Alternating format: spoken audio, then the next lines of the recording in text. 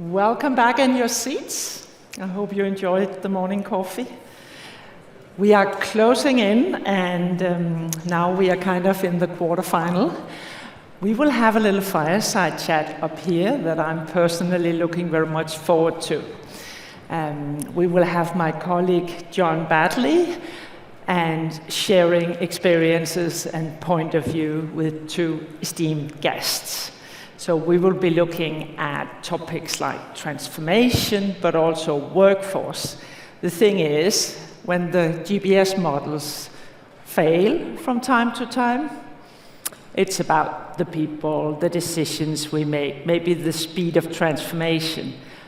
But when it does work, it's also because of the people, the workforce, and the decisions we make in that model. So without further ado, let me hand it over to John and his guests.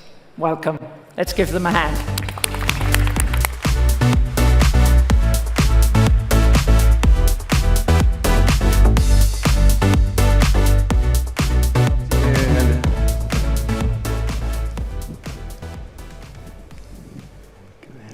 Good morning, everyone, and welcome. I'm delighted that our breakout's been upgraded to the plenary stage as we're so oversubscribed in this group. Really exciting session for you today. Do take a seat.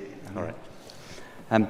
So I'm delighted to welcome Hilde Pihl, who's our Centre of Excellence lead at Equinor, and also Nicolas Perette, People and Organisation at Mars. We're going to have a conversation just for 30 minutes, but I do want to bring in as many audience questions as possible. So if you have your apps, we're the plenary breakout. So if you start to put your questions in on the app, I will do my best to bring as many into the conversation as possible. So, Hilde, starting with you, it would be great if you could give us an overview of your role and also Equinor as a business to set the context for the conversation. Thank you. Thank you for having me. Equinor is a global broad energy company with a home base in Norway, but we are represented all across the globe. We are around 23,000 people. And deliver production in many value chains across the globe.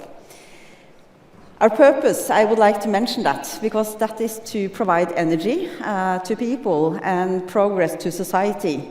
And that is a very meaningful task these days, I think, in terms of the transformation we are all a part of. Great, thank you, Hilde. And Nicolas, if you could set the same context for the audience, please. Sure, and good morning, everyone, and thank you for having me too.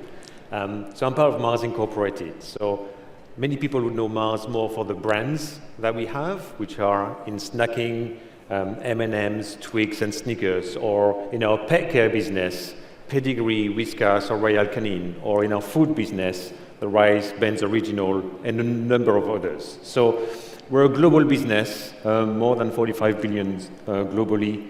We have 130,000 associates that we call our employees our associates because of the contract that we have with them.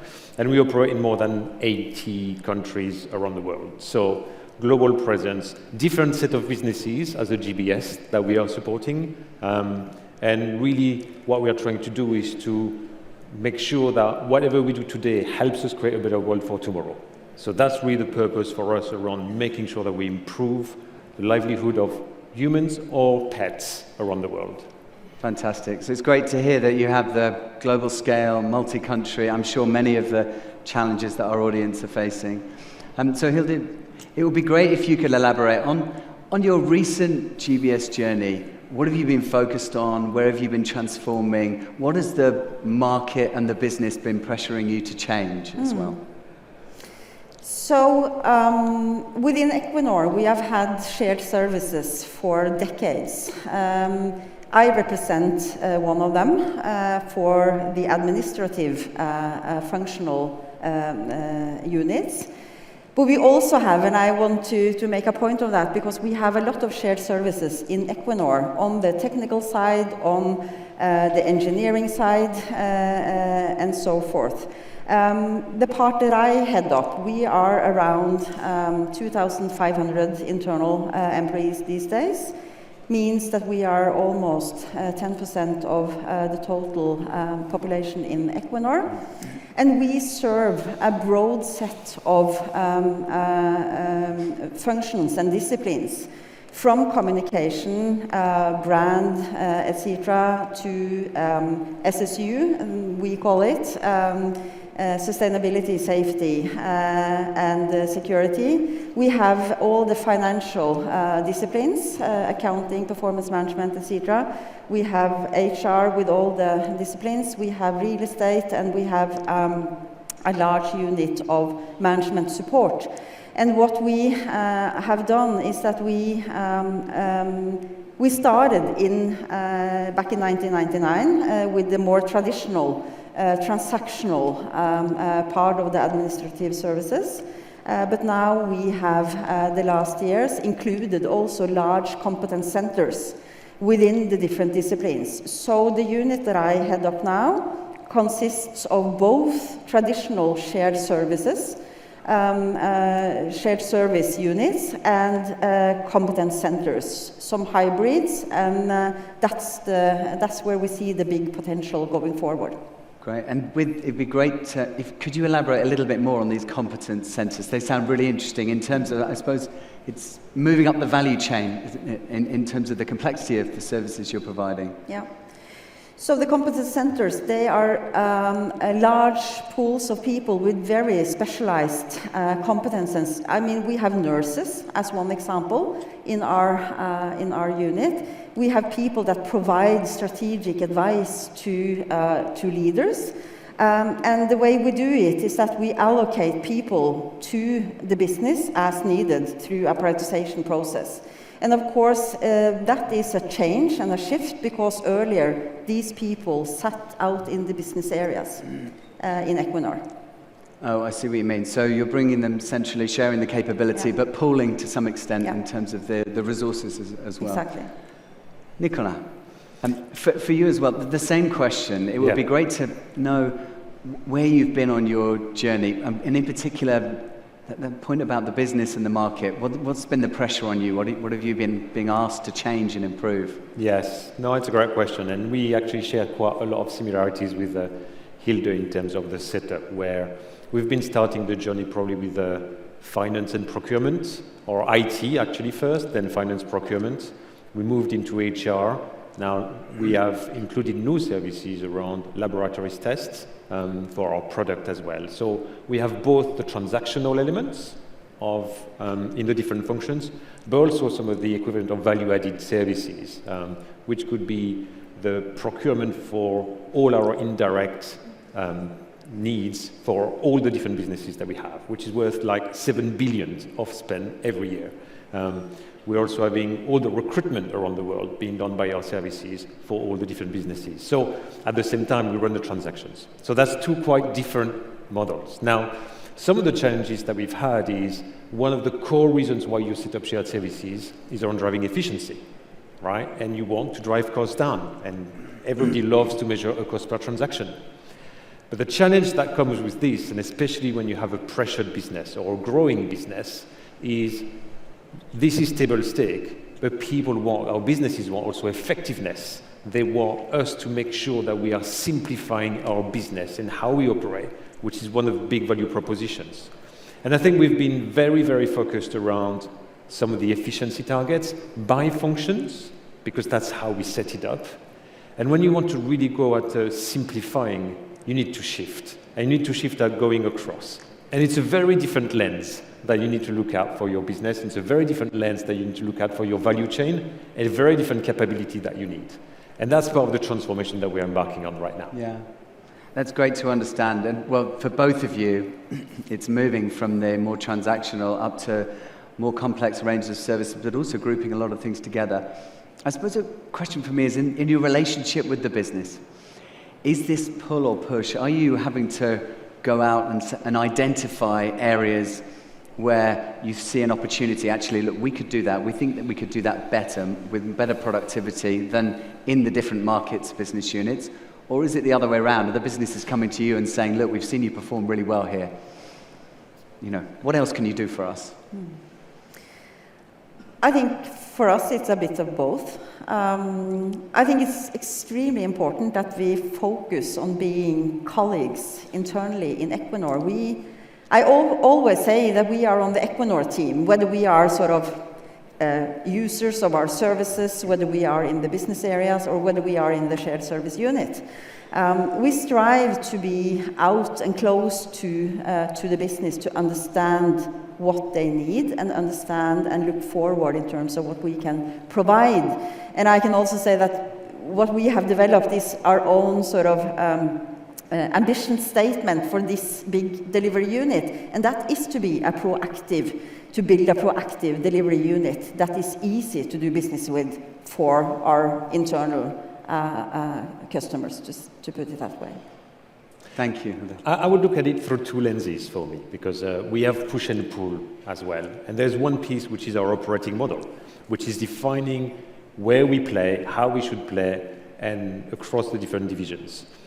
But that's working when everything's good.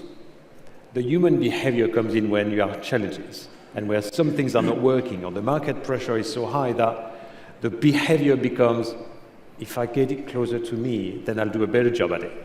Right? And I want to be able to step in and etc. And that's starting to blur the lines of the operating model. And that's where the relationship management with the different businesses, the different markets that we operate with, is critical. Because if you don't have a trusting relationship, then you can have whatever operating model you want. Then you're going to be constantly challenging. And I think that's one of the things that we need to pay attention to, which is cultivating this relationship internally is critical. You can't just rely on the goodwill or the operating model on paper to say, no, that's us, trust us, we'll do it. Yeah, and that's a constant focus for all of us. Yeah, and I really see that in order to have the trust of the business to take on more, you need to perform. Yes. In terms of the quality of the services you're providing. I can see some great questions coming through from the audience, by the way, so I just have one more, but please do vote up the ones you're really interested in if you have access to the app. I want to get us to look forward a little bit now. If you think in your organization over the next 6 to 12 months, Hilde, what are the priorities? What are you focused on transforming, changing, improving? And I'm in particular thinking about that in the context of all the fantastic innovation we're seeing in the market. I know we're all talking about generative AI. There might be other topics that you would focus on, but what are your priorities and what are you looking to improve in the coming year? A lot. But of course, Equinor is part of the energy transition. So as a company, we are so occupied with understanding and be part of and take lead in that transition. So that's sort of in the as a basis, that's where we focus to transform while performing into new realities in many ways. And that goes also for our shared service unit. So what we need to make sure and what we prioritize is I would say it's two things.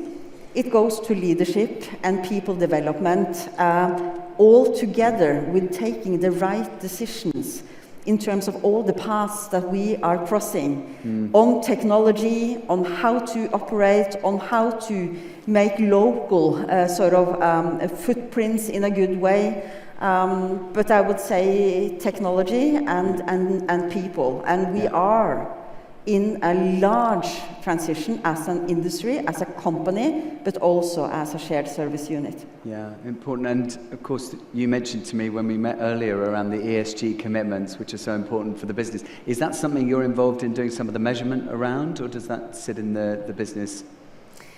We are involved, yes, but it sits in the business. But you know, it's the total industry that is really it's dramatic change, and I think it's something that is beyond sort of some parts of the targets. It's a full transition as a company. Absolutely, yeah. And I think that in this area is, I suppose, one of the data and analytics points where as a GBS organization, if you have the quality of the data and the systems to analyze it, you can add value in that point.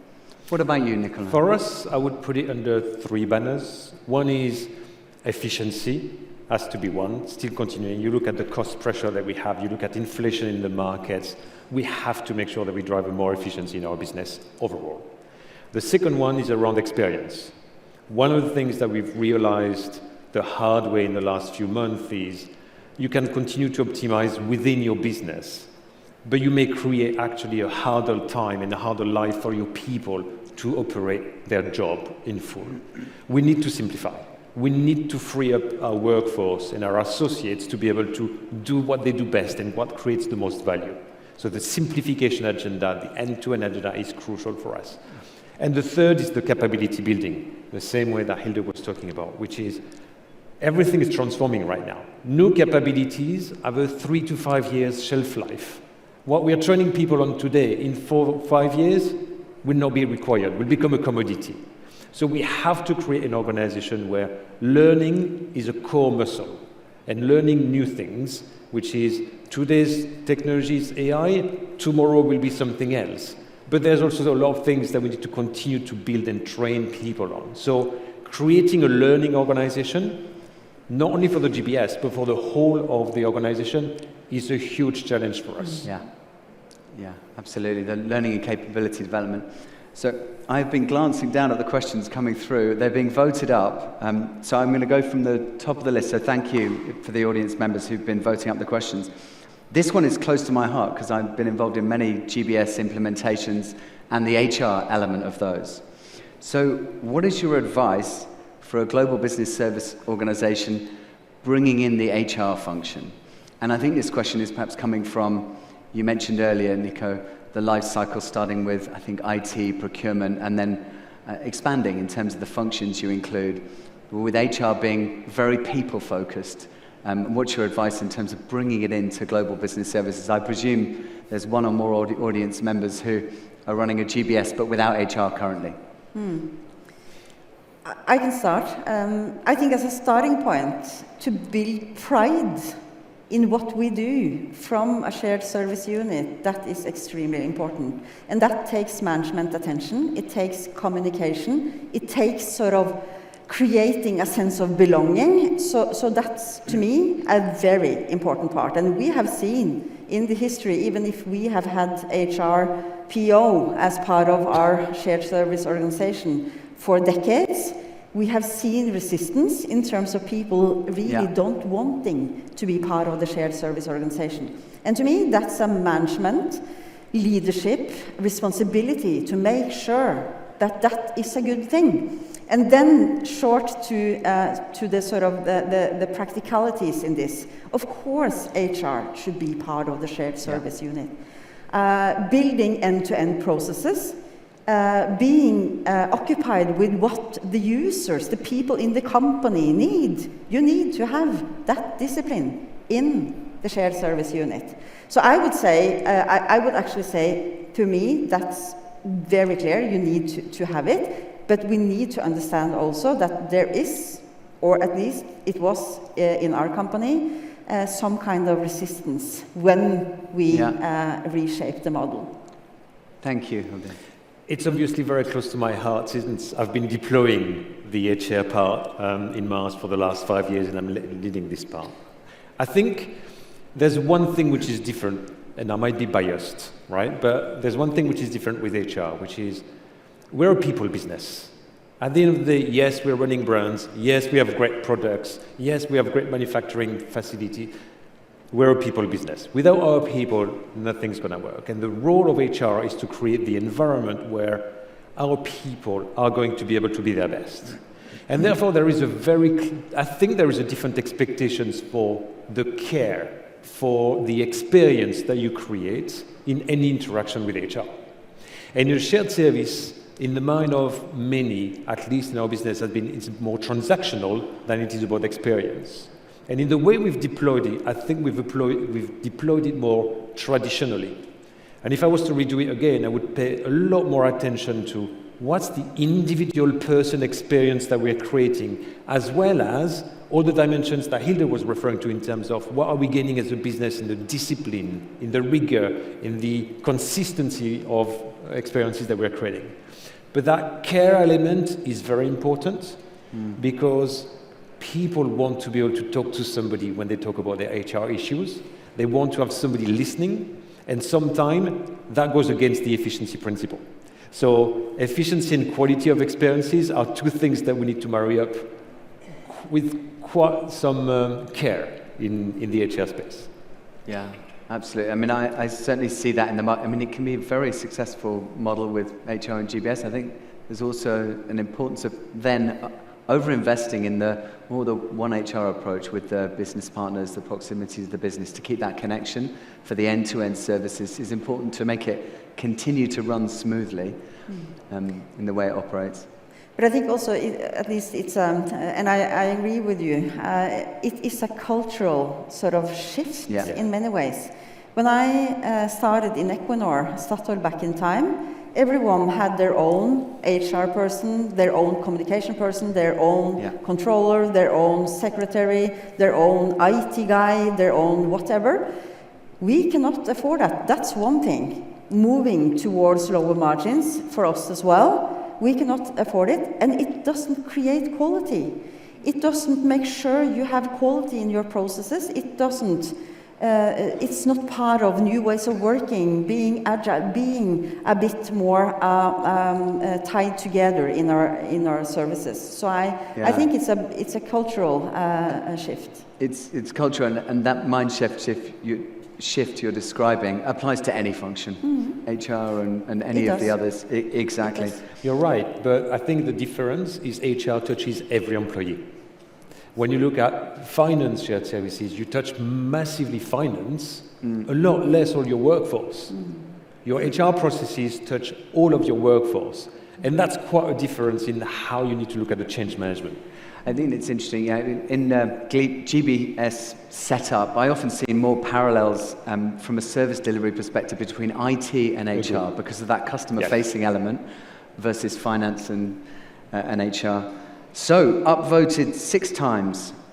Question for you both on the app here. GBS future capabilities. What are the future capabilities that either you're trying to build or you anticipate you'll need more of in the future? Nico, I'll come to you first. Yeah, I think I would start with that, which is learning to learn. Making sure that you create the environment and you give the tools and the mindset and the behavior in your organization to have people being curious. Because today you would say, yes, of course, leveraging technology and AI is important. Business relationship, the human side around creating partnership in the organization is critical and is going to be even more critical in the future.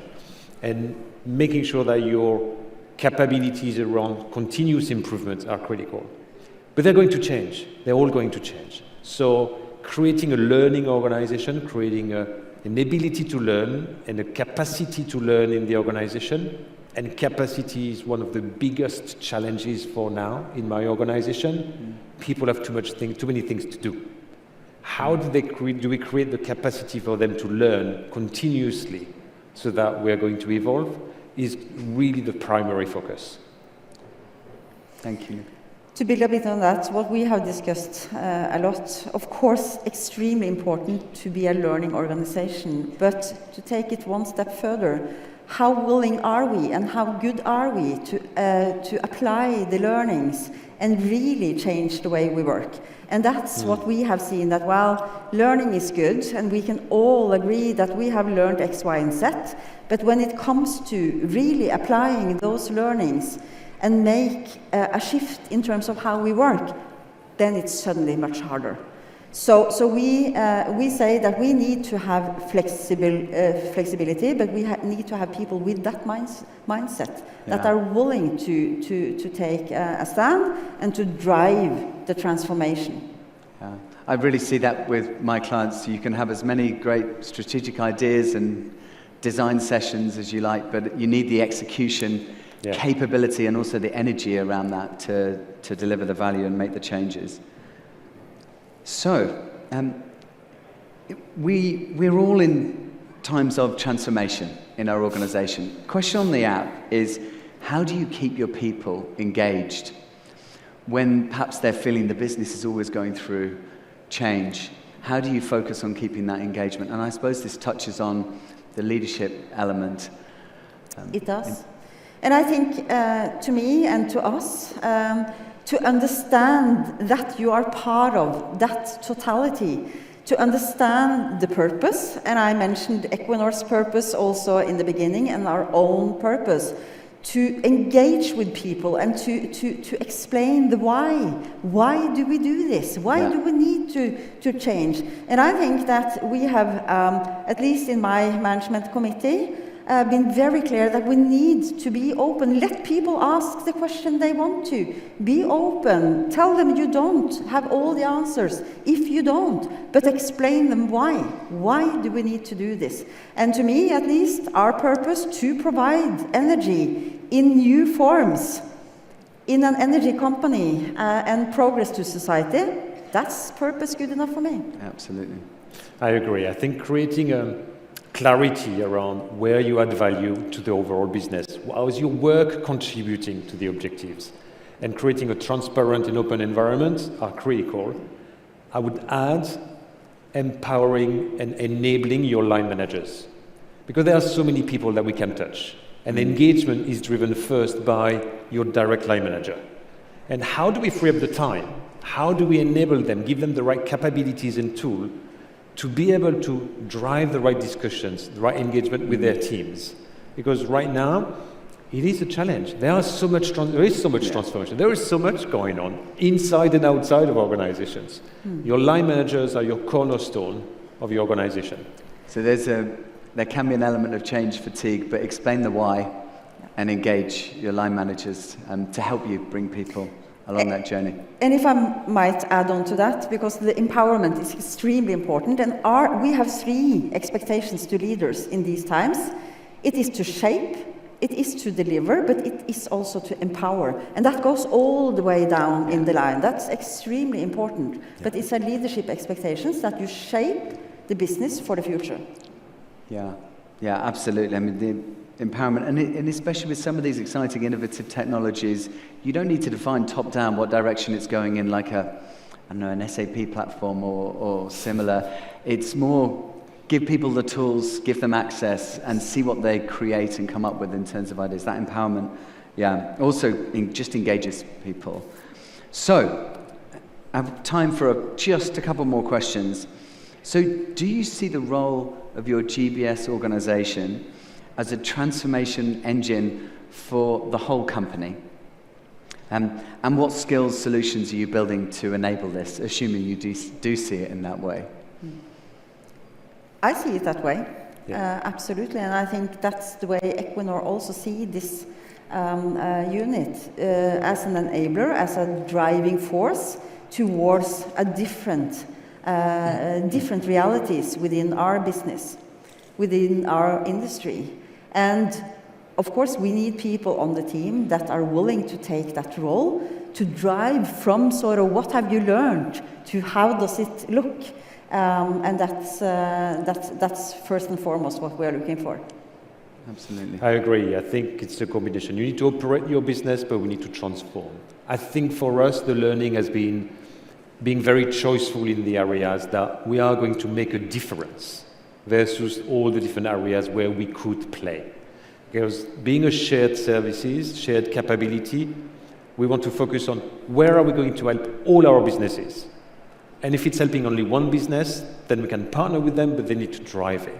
But if we focus on where we have the biggest impact, it absolutely is an area where we need to transform, because we have the expertise, whether it's in digital, in finance, in procurement, in HR, nobody else can bring the pieces together in such a powerful way and integrated way than what we can. Thank you. And in just a few words, final question, your top tips for the GBS leaders in the audience. Hilde. I think it's a lot on communication. I think it's a lot about sort of building belonging, building pride, and demonstrating how it fits together with the value creation in the company that you are part of. Thank you. I would add two things to Hilde, which is one, make sure you create the right relationships with the businesses that you're working with. You're doing it with them, not for them, or not despite them. And it's a very important part. And the second one is build your own resilience. It's going to be tough sometimes. It is going to be tough sometimes, but it's going to be bright sometimes. So the resilience is a really important capability to have for the whole organization. Brilliant. That was so insightful, Hilde. Nicolas, thank you so much for sharing that with us and for being here today. And audience, I hope you enjoyed, and thank you so much also for the many, many questions that we received. And enjoy the rest of your day at the conference today. Thank you.